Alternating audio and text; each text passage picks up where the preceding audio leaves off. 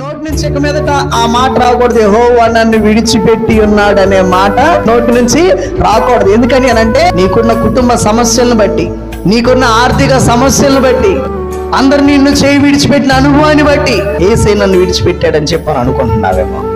ఆయన నిన్ను విడిచిపెట్టడం, నీ మీద ఆయన ప్రేమ ఎంత గొప్పది, ఎంత బాధ్యత చూపిస్తున్నా నీ మీద గనక ఇక మీదట నీవు అనకూడదు. అరణ్య మార్గంలో అయినా సరే ఆయన రొమ్ము మీద నిన్ను ఆనుకునేలాగా చేస్తున్నాడు.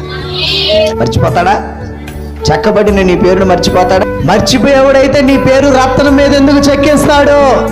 మర్చిపోయేవాడైతే, చెక్కించి అక్కడితో వదిలేసేవాడైతే బంగారు చెవలో నిన్ను ఎందుకు పొదిగించాడు? అక్కడతో కూడా ఆపివేయకుండా ఎందుకు మోస్తున్నాడు?